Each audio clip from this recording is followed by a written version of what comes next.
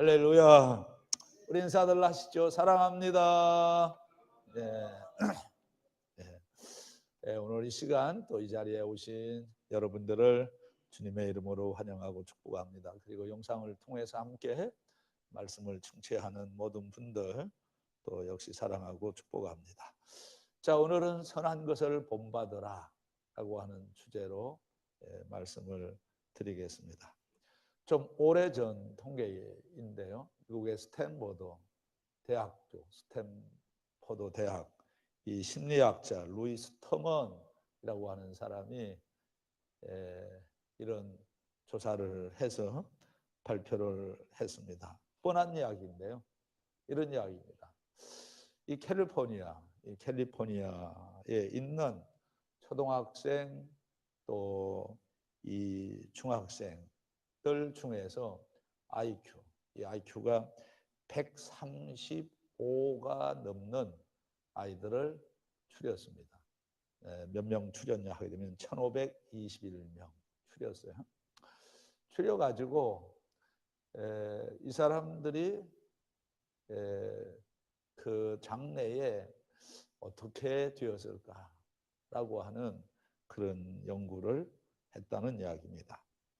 근데 이 심리학자 이 터먼 박사가 이 연구를 하면서 가설을 하나 그 설정을 했는데 그 내용이 뭐냐 하게 되면 이 1521명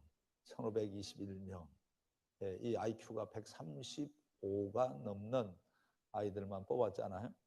그러니까 그러니까 머리가 좋고 그러니까 이 아이들은 아마 장차 커서 각계 각층에서 최고의 엘리트로 살아가게 될 것이다. 이제 이런 가설을 설정을 했다는 거예요. 근데 한참 동안 이제 연구가 된 거죠. 그런데 결론은 이 가설을 무색해 할 정도로 결론이 나왔는데요. 어떤 결론이냐 하면 아주 각계각층에서 탁월한 그 생활을 하리라 이렇게 생각을 했는데 그게 아니고 아주 그냥 아주 평범한 생활을 하고 있었다라고 하는 결론이 나왔어요. 그래서 이 터먼 박사가 내린 결론이 뭐냐 하게 되면 인생의 성공은 지능과 능력에 달려있지 않고 그 사람의 성품에 달려있다. 할렐루야. 이것처럼 복음이 어디에 있어요? 최고의 엘리트가 되는 것은 각계각층에서 최고가 되는 것은 지능 혹은 능력이 아니라 그 사람이 지금 소유하고 있는 성품에 달려있다라고 하는 것이죠. 그러니까 사람의 품성, 이 품성이라고 하는 것이 인생을 살아가는데 결정적 성공의 요인이 된다라고 하는 그런 결론이 나왔다라고 하는 것이죠. 오늘 우리가 읽은 말씀은 그런 의미에서 보면 아주 우리에게 희망적입니다.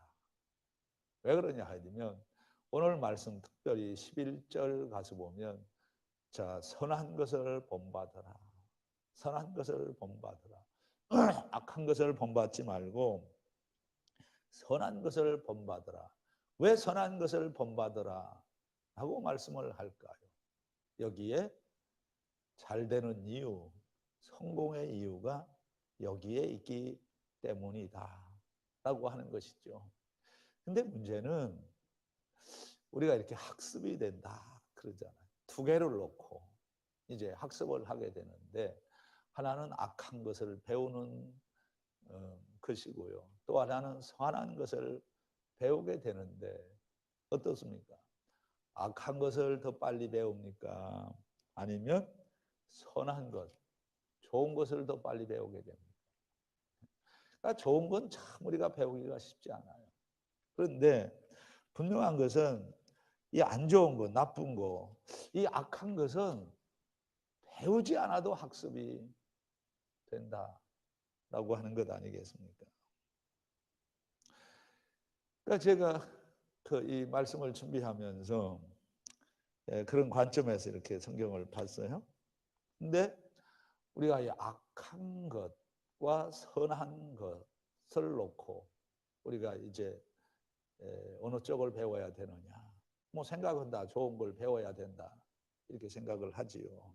그러나 이 선한 것보다는 악한 것을 더 잘 배우잖아요. 그 왜 그런가 생각을 했어요. 근데 성경을 통해서 제가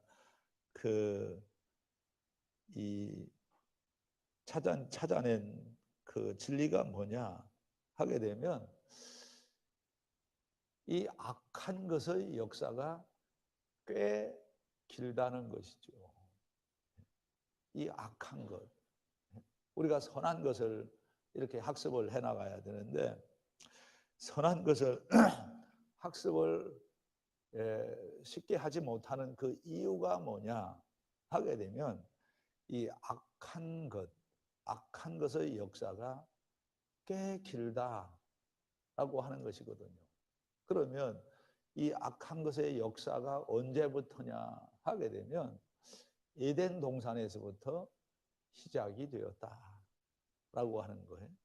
그 악한 일들이 에덴 동산에서부터 시작이 돼가지고 지금까지도 이어지고 있기 때문에 우리가 그렇잖아요. 뿌리가 깊게 되면 그걸 파내는 것이 결코 쉬운 일이 아니듯이 우리가 이 악한 것을 우리가 내 안에서 이렇게 그 뿌리채 뽑아내는 것은 이 뿌리가 깊기 때문에 역사가 깊기 때문에 쉽게 뽑아낼 수 있는 것이 안 된다라고 하는 거예요. 그래서 우리는 이 악한 것이 들어오면 타락이 되는 거죠.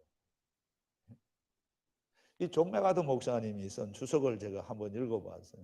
읽어보니까 거기에 이런 말이 나와요. 모든 죄성의 인간의 마음에 자리 잡고 있는 특징 중에 하나는 교만이다. 이 죄성을 가지고 있는 우리 인간의 마음에 자리 잡고 있는 아주 깊이 자리 잡고 있는 것 중에 하나, 그 캐릭터가 뭐냐 하게 되면 교만이라는 것이죠. 교만.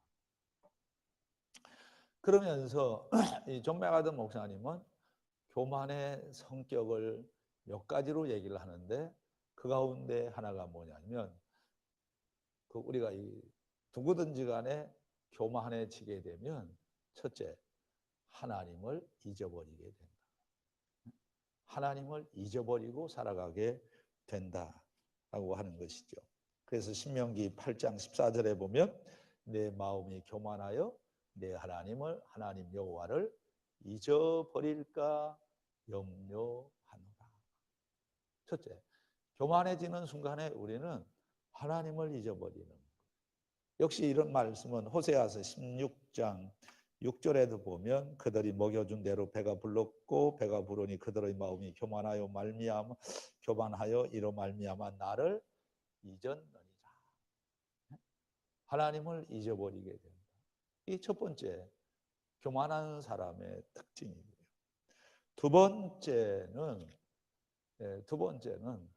하나님께 불성실하게 살아가게 된다라고 하는 것이죠. 이 불성실하게 살아간다라고 하는 것은 한마디로 말하면 악한 일을 한다는 거예요. 그래서 역대하 26장 우리가 16절 보면 그가 강성하여짐에 그 마음이 교만하여 악을 행하여.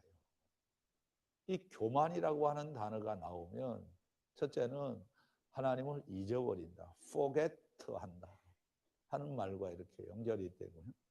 이번에는 불성실해진다. 이 불성실하게 산다라고 하는 것이 악을 행한다라고 하는 것이고요.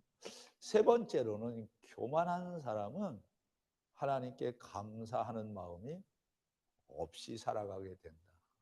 감사하는 마음이 없어져요. 역시 역대하 32장 24절 25절인데요.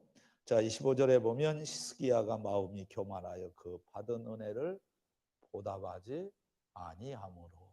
그래서 이 감사할 마음이 나도 모르게 사라져 버린다라고 하는 것이고요. 그리고 또 하나는 하나님께서 미워하시는 짓만 골라서 하게 된다. 그러니까 우리가 이 교만해지면 하나님이 미워하시는 짓만 골라서 하는 거예요. 그래서 잠언서 16장 5절에 보면 물은 마음이 교만한 자를 여호와께서 미워하시나니. 미워하시는데 이 교만해지는 순간에 하나님이 싫어하시는, 미워하시는 그 짓만 골라서 하게 된다라고 하는 것이죠. 그래서 우리가 이 성품이라고 하는 것이 제일 우리가 이 세상을 살아가는데 아주 중요한 요소라고 할 수 있는데, 이 성품을 어떻게 우리가 이 품성을 관리해 나가야 되느냐 하게 되면 이 교만이 내 안에 들어오지 못하게 덜 우리는 긴장하고 경계하고 이걸 막아내야 된다. 왜냐하면 교만이 들어오는 순간에 우리 품성은 한순간에 다 산산조각이 나버리기 때문이다 라고 하는 것이죠. 그러니까 교만이 침입해 들어오는 순간에 우리는 사회생활도 망가지는 것이고요. 그리고 분명한 사실은 뭐냐 하게 되면 이 영적 생활도 큰 타격을 입는 거죠. 어느 정도나 타격을 입나요? 야고보서 4장 6절에서는 그러나 더욱 큰 은혜를 주시나니 그러므로 일렀을 때 하나님이 교만한 자를 물리치시고. 교만해지는 순간에 하나님께서 우리를 물리치신다라고 하는 것이죠. 그래서 절대로 교만해져 가지고는 하나님의 은혜를 맛볼 수가 없다라고 하는 거죠. 자, 그런데 이 악한 것의 역사, 교만의 역사가 결코 짧지 않기 때문에 우리는 근본적으로 그 뿌리를 뽑아내는 것이 쉽지 않다고 하는 것을 인식하고 살아야 된다라고 하는 것이죠. 교만은 불순종의 가장 주요 요소라는 거예요. 근데 이게 언제 심어졌느냐 하게 되면 에덴 동산에서 아담과 이브가 선악과를 따먹는 순간에 이 악한 행동에 이 교만한 나무가 심겨졌다는 거죠. 자, 그 내용이 바로 창세기 3장 5절부터 6절 말씀인데요. 너희가 그것을 먹는 날에는 너희 눈이 밝아져 하나님과 같이 되어. 이 교만한 모습의 표현 아니겠습니까? 하나님과 같아지려고 하는 정도까지의 사람이 교만해졌다라고 하는 것이죠. 그런데 이런 관점에서 이렇게 쭉 보게 되면요, 아마 여러분 그렇게 이제 이름이 익숙치 않을 거예요. 익숙치 않은데 이 라멕이라고 하는 사람 생각나시죠? 이 라멕이라고 하는 사람도 역시 이게 아주 탁월했던 사람인데 교만해지는 순간에 인생이 무너져 버려요. 그래서 자, 여기 지금 보면 24절 끝에 가서 보면 여러분 가인이 나쁘죠. 근데 성경은 이렇게 얘기를 합니다. 가인을 위해서는 벌이 7배일진데 라멕을 위하여는 벌이 몇 배라고요? 77배이로다. 그러니까 이 가인도 정말 이 큰 악을 저지른 사람이지만, 그러나 가인에 비해서는 라멕은 더 큰 벌을 받을 정도로 악을 행했다라고 하는 거예요.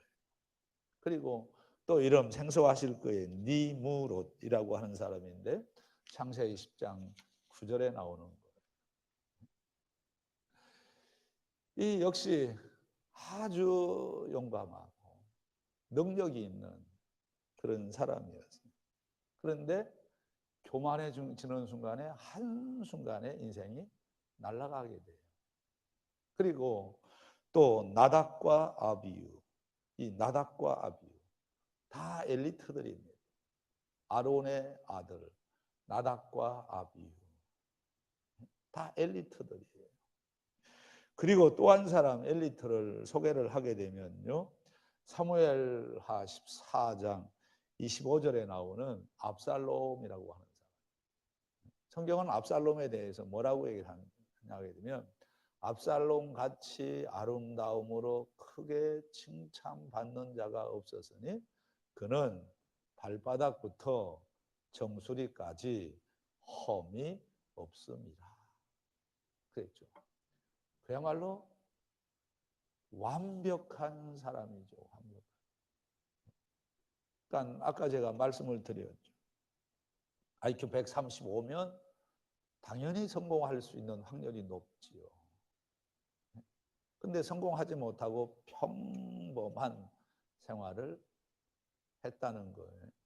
그러면 이 압살롬 이렇게 그 머리끝부터 이 발바닥 이 정수리까지 흠이 없는 완벽한 이 압살롬의 인생은 어떻게 펼쳐졌을까요? 우리가 성경에 보면 조금 더 내려가서 이제 사무엘하 18장 가서 보면 9절에서 이렇게 얘기를 하죠.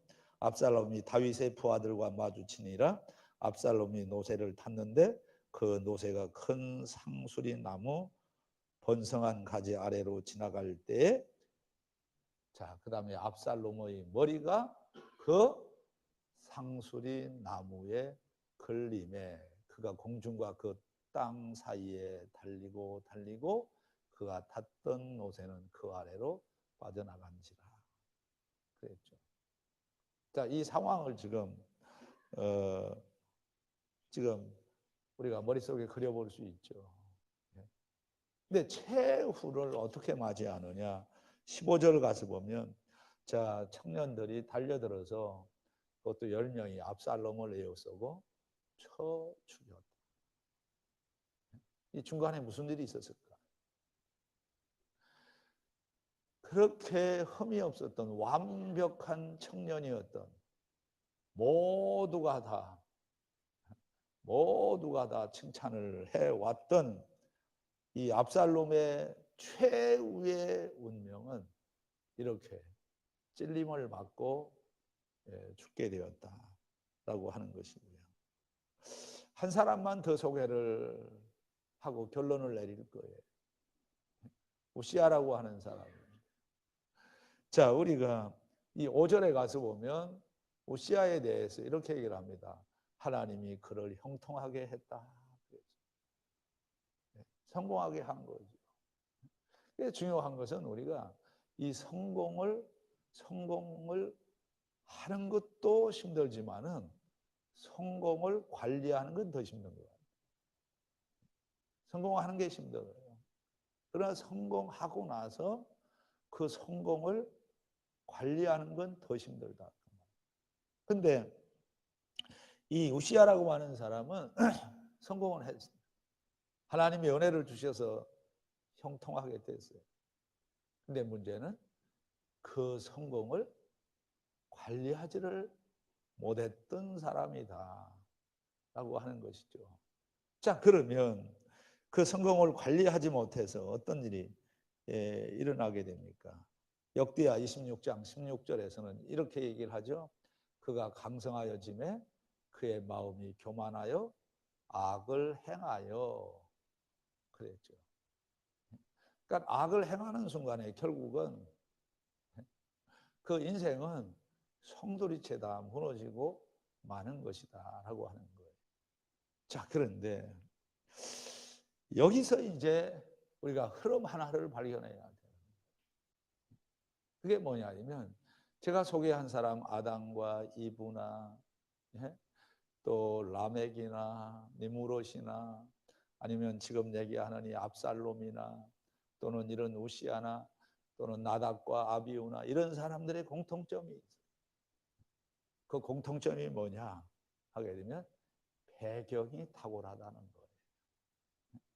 다 남다른 특별한 그런 계층의 사람들이었다라고 하는 것이죠. 그런데 그들이 맞이한 최후는 불행입니다. 그렇다고 하면 이런 사건들이 우리에게 주시는 교훈이 있지 않겠습니까? 그 교훈이 뭐예요?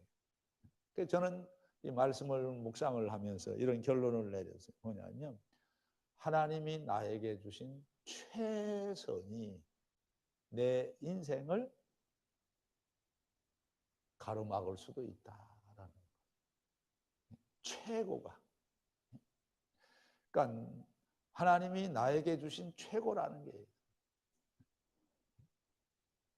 우리가 다 잘할 수는 없지만은 그러나 그래도 잘하는 그런 요소들이 있어요. 하나님이 주신 선물이죠. 최고. 그런데 이렇게 가만히 보면 바로 그 최선 때문에 최고 때문에 최고가 되지 못하고 최저가 되는 경우가 있어요. 어떤 사람은 이렇게 얘기를 합니다. 차선이 최선을 가로막는다. 차선. 근데 그거 아니에요. 두 번째가 첫 번째를 가로막는 게 아니고 가만히 보면 뭐냐 하면 이 최선이 내 인생을 가장 빈약하게 만들 수가 있다는 거예요. 근데 이건 당연한 일이 아니에요. 왜냐하면 우리는 최선을 가지고 최선이 될 수 있어요. 그런데 이 최선을 우리가 관리하지 못하면 최선, 최고가 최고를 물고 온다는 거죠. 자, 그러므로 자 보세요. 고린도전서 10장 12절 말씀이 진리 아닙니까? 그런즉 선줄로 생각하는 자는 넘어질까 조심하라. 자, 최선이 내 인생의 길을 가로막을 수가 있다.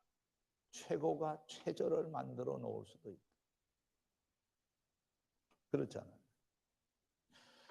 오늘 우리가 그 읽은 말씀에 보면 하나님이 최고로 만들었던 사람이 누구냐 하면 디오드레베라고 하는 사람이에요. 우리가 읽은 말씀 9절부터 그 사람 이름이 등장하는데 자 우선 우리가 9절을 한번 같이 읽어봅니다. 시작. 내가 두어 자를 교회에 있었으나 그들 중에 어떤 되기를 좋아하는 디오드레베가 우리를 맞아들이지 아니하니. 자 이미 이 디오드레베라고 하는 이 사람은 최고가 될 수 있는 그런 요소를 가지고 있다는 거예요. 그래서 어느 정도의 위치가 교회에서나 사회에서 만들어져 있다라고 하는 것을 전제를 하고 있는 거예요.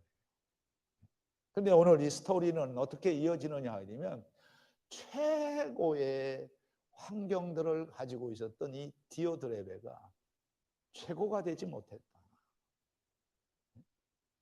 최선이 아니라 최악이 되어버렸다. 그 이유가 뭐냐 하는 것을 우리에게 보여주고 있어요. 그래서 오늘은 세 가지로 이 디오드레베의 삶과 캐릭터를 소개할 수가 있는데 우선 첫째가 뭐냐 하면 이 디오드레베의 개인적인 야망을 우리가 주목을 해봐요. 이 개인적인 디오드레베라고 하는 사람이 가졌던 이 개인적인 야망이 이 사람의 인생을 무너뜨렸다라고 하는 것이죠. 그러면 자 여러분 보세요. 이 디오드레베가 가졌던 그 야망이 뭐예요? 아까 우리가 읽었잖아요. 그 절에 보면 어떤 되기를 좋아했다. 어떤 되기를 좋아했다. 그런데 이 앞에 지난주에 제가 소개했던 사람 가이오라고 하는 사람이죠. 그러니까 이 가이오라고 하는 사람과 이 디오드레베를 놓고 보면 그 캐릭터가 완전히 대조적입니다. 너무너무 다르다. 그게 어떻게 다르냐? 여러분 요한 3서 1장 이 3절, 4절, 5절, 6절 이 말씀에 보면 자, 그는 진리 안에서 행한다 그랬어요. 가이오는 진리 안에 있었던 사람. 디오드레베는 진리 밖에 있었던 사람. 이런 내용들을 요약을 하게 되면 어떻게 대조가 되느냐 하면 자, 가이오는 진리를 사랑했어요. 가이오는 진리를 사랑했어요. 그리고 가이오는 모든 사람을 사랑했어요. 자, 이 두 문장 아무것도 아닌 것 같지만 굉장히 중요한 거예요. 자, 가이오는 진리를 사랑했습니다. 시작. 가이오는 진리를 사랑했어요. 그리고 갈리오는 모든 사람들을 사랑했어요. 시작. 가이오는 모든 사람들을 사랑했어요. 자, 그러면 그 다음에 등장하는 이 디오드레베는 어떻게 됐느냐? 그는 진리를 거부했어요. 한 사람은 진리를 사랑하고 한 사람은 진리를 미워해요. 그리고 한 사람은 모든 사람을 사랑한 반면에 이 디오드레베는 모든 사람을 사랑한 것이 아니라 누구를 사랑을 했어요? 자기를 사랑해요.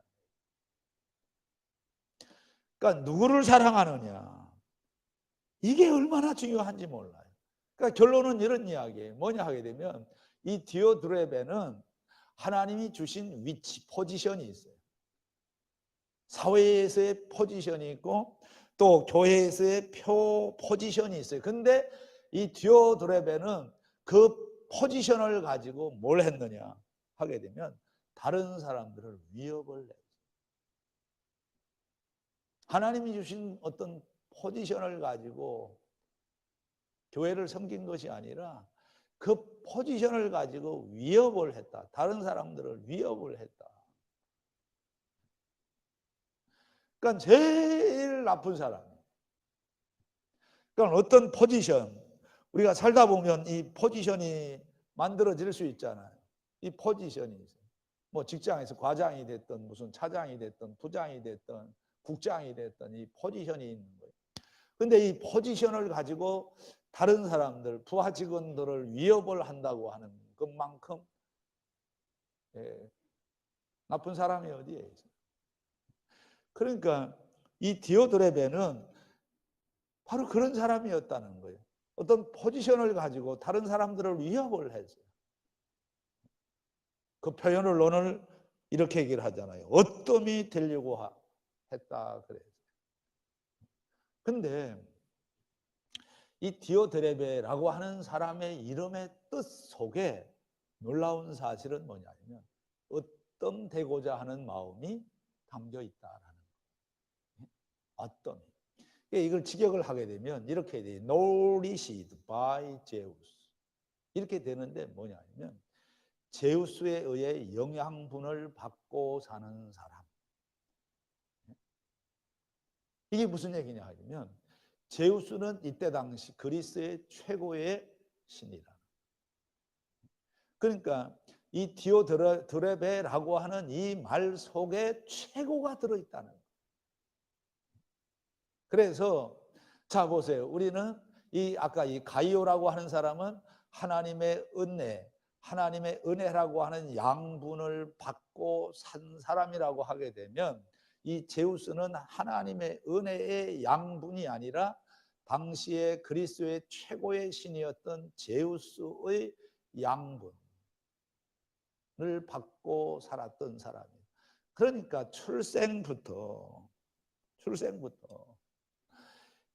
이 디오드레베의 마음에는 이런 어떠미 되고자 하는 그런 개인적인 야망의 뿌리가 심겨져 있었다. 이걸 알 수가 있죠. 우리가 그렇잖아요. 자꾸 이렇게 높아지려고만 하는 사람 옆에 있으면 얼마나 귀찮습니까? 근데 이게 디오드레베에게만 이런 특징이 있었던 것이 아니고 예수님의 제자들 사이에서도 이런 일이 있죠. 마태복음 우리가 20장 20절 21절 보면 자 20절 같이 읽어봅니다. 시작. 그때 세베대의 아들의 어머니가 그 아들들을 데리고 예수께 와서 절하며 자 무엇을 구하니 예수께서 이러시되 자 무엇을 원하느냐 이르되 나의 이 두 아들을 주의 나라에서 하나는 주의 우편에 하나는 주의 좌편에 앉게 명하다. 자, 이 말 때문에 제자들이 혼란을 겪게 돼요. 이 말 때문에 자기 아들 하나는 우편에 또 하나는 좌편에 앉게 해달라. 이 말 때문에 베드로를 위시해서 한때 아주 큰 파동이 일어나게 되잖아요. 이게 바로 뭐냐 하게 되면 삐뚤어진 개인의 야망 때문에 공동체를 위협하게 됐다 하는 것이고요. 두 번째 이 디오드레베는 이 삐뚤어진 행동을 했다는 거예요. 아까는 마음의 문제였다고 하면 이번에 액션의 문제예요. 자, 그러면 어떤 행동을 하게 됩니까? 10절 말씀에 보면 그러므로 내가 가면 그 행한 일을 잊지 아니하리라. 행한 일이 있어요. 행한. 그러면 이 사람이 행한 일이 뭐냐? 그 행한 일을 요한은 경고를 합니다. 내가 가면 절대로 잊지 않겠다. 손을 보겠다는 거죠. 그러면 이 디오드레베의 이 삐뚤어진 행동이 뭐냐? 이걸 우리가 주목을 해야 돼요. 우선 첫째는 비방이라는 거예요. 비방이 뭘까요? 비방은 한마디로 말하면 저주하는 거예요. 누구를 비방한다라고 하는 것은 그 사람을 내가 저주했다라는 거예요. 그러니까 이 비방이라는 것이 얼마나 나쁜 것인지를 우리가 알게 되는 것이죠. 그래서 디모데전서 5장 13절 가서 보면 또 그들은 게으름을 입혀 집집으로 돌아다니고 게으를 뿐만 아니라 쓸데없는 말을 하며 이를 만들며 마땅히 아니할 말을 하나니. 쓸데없는 말. 비방은 쓸데없는 말이에요. 잠언서 20장 19절에서는 두루 다니며 한담하는 자는 남의 비밀을 누설하나니 입술을 벌리는 자를 사귀지 말지니. 지금 심각한 문제는 뭐냐? 이런 말씀들을 듣고 있는 교회 안에 이런 디오드레베와 같은 마음과 행동을 가진 사람이 있다라고 하는 거예요.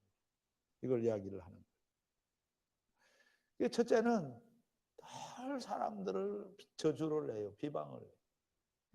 그리고 두 번째 이 디오드레베는 어떤 행동을 했느냐 하면 만족함이 없어요. 항상 불만족이에요. 항상 불만이 많아요. 그래서 오늘 우리가 읽은 10절에는 이렇게 얘기를 하죠. 뭐라고 얘기를 합니까? 그가 악한 말로 우리를 비방하고도 오히려 뭐하고요? 부정하여. 여러분, 늘 우리가 살아가면서 충분합니다. 충분해요. 한번 충분합니다. 시작. 이렇게 모든 것을 충분하다 라고 생각을 하면서 그런 표현을 하면서 사는 사람과 반면에 모든 것이 다 부족하다. 이 두 부류의 사람의 차이는 이건 하늘과 땅 차이예요. 모든 것이 다 부족하다는 거예요. 근데 그게 아니고 모든 것이 부족한 것이 아니라 모든 것이 충분하다. 한 번도 만족을 하지 못하고 살아가는 사람, 이 불행한 사람. 우리 대한민국이 어느 정도까지 발전을 하기를 원하십니까? 우리 연수구에서 우리가 살고 있는데 우리 연수구가 어느 정도까지 발전을 해야 된다고 생각을 해요. 그러니까 더 발전을 해야 된다. 더 발전을 해야 된다. 이런 생각할 수가 있죠. 그런 반면에 더 발전이 아니고 충분하다. 이 정도면 충분하다. 이보다 더 좋아질 수는 없다. 하고 생각을 해보세요.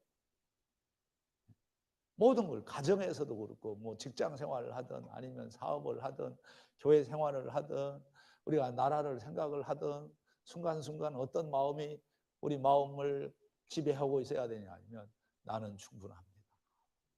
이 정도면 충분합니다. 한번 해보세요. 이 정도면 충분합니다. 충분 안 한 것 같아요. 이 정도는 충분합니다. 시작. 예. 일부 예배에 이 정도 나왔으면 충분한 거 아니에요? 뭐 대면 예배 한다고 해서 더 많이 나옵니까? 그러니까 항상 우리 인간의 불행이 어디에서 오냐 하면 항상 부족하다는 거예요. 뭘 먹어도 왜 이렇게 맛이 없다고 얘기를 하는 거예요. 이 생각의 차이. 뭐 맛이 없기는 지난번에도 제가 얘기했지만 여의도 가서 라면 먹으니까 여의도에 가서 뭐 라면을 먹어서 그런지 맛이 뭐 진수성찬보다 더 맛있대요.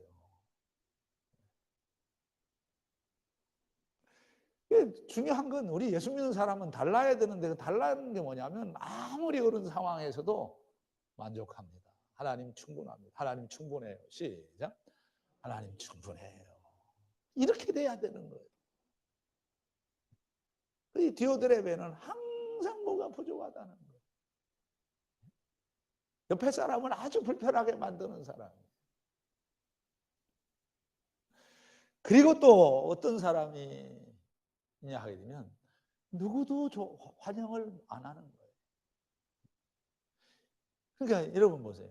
여기 보면 또 이런 이야기를 하잖아요. 10절에 보면 자, 부조 형제를 맞아들이지도 아니하고 이 맞아들이지 않는다라고 하는 것은 뭐냐 하면 누구도 환영을 안 하는 뭘 환영하는지 알 수가 없어요.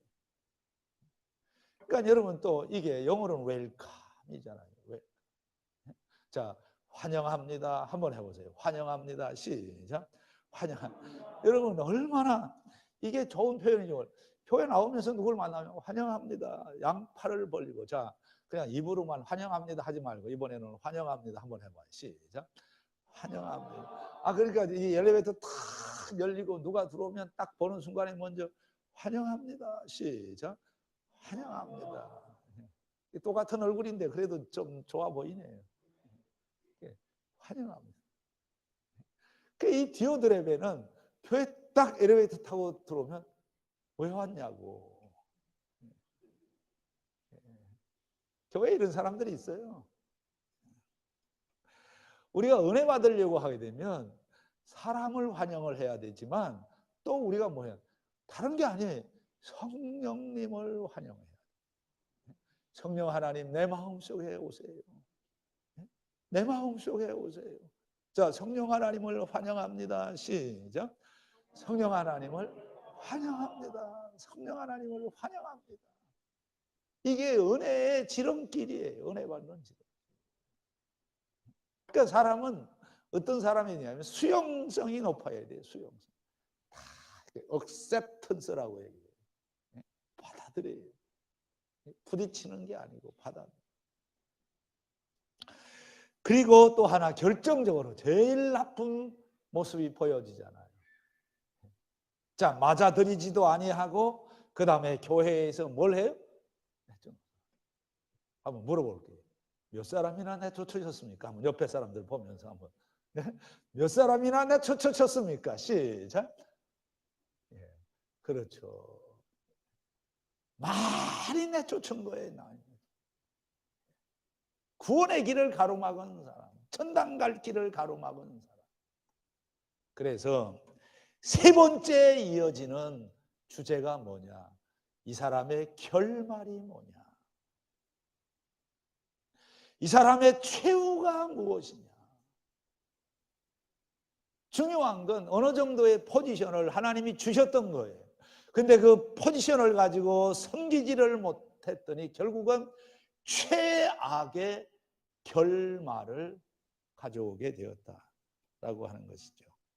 자, 그래서 11절에 이렇게 얘기를 합니다. 제일 끝에 보면 자, 하나님께 속하고 악을 행하는 자는 하나님을 배웁지 못하였느니라. 최악의 결말이 뭐냐? 하나님을 뵙지를 못하게 되는. 신앙생활을 하는 그 이유가 뭐냐? 하나님을 뵙기 위해서, 주님을 뵙기 위해서, 천당 가기 위해서, 구원받기 위해서, 하나님의 집에 가기 위해서. 그런데 오늘 이 사람을 두고는 성경은 뭐라고 얘기를 하느냐? 하나님을 배울 수 없는 사람. 이것보다 더 비극이 어디에 있어요?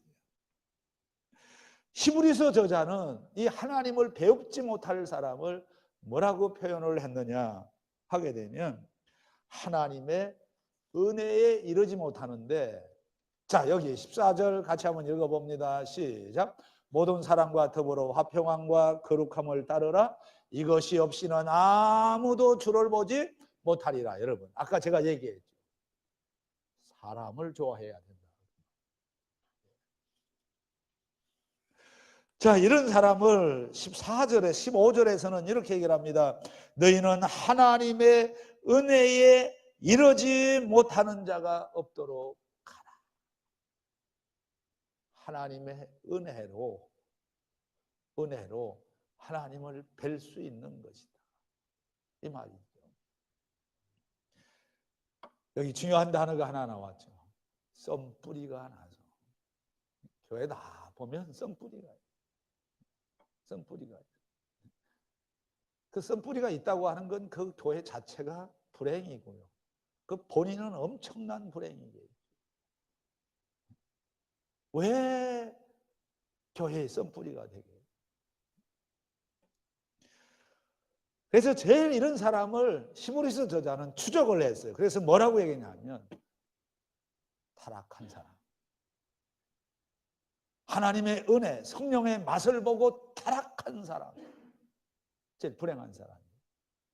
그래서 히브리서 6장 4절 한 번 빚을 받고 하늘의 은사를 맛보고 성령에 참여한 바 되고 하나님의 선한 말씀과 내세의 능력을 맛보고.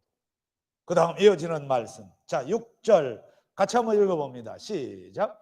타락한 자들은 다시 새롭게 하여 회개하게 할 수 없나니. 그랬죠. 중요한 건 품성이라는 거죠. 중요한 건 성품. 지능이 아니라 성품. 그래서 내가 어떤 캐릭터를 만들어 가느냐 라고 하는 것이 최후의 결말을 우리가 확인할 수 있다는 거죠. 자, 이 디오드레베의 결말은 하나님을 뵙지를 못할 사람. 자, 우리는 오늘도 좋은 성품을 말씀을 통해서 만들어서 우리의 최후의 결말이 주님 앞에 서게 되는 그런 특별한 은총의 사람들이 다 될 수 있기를 주의 이름으로 축복합니다.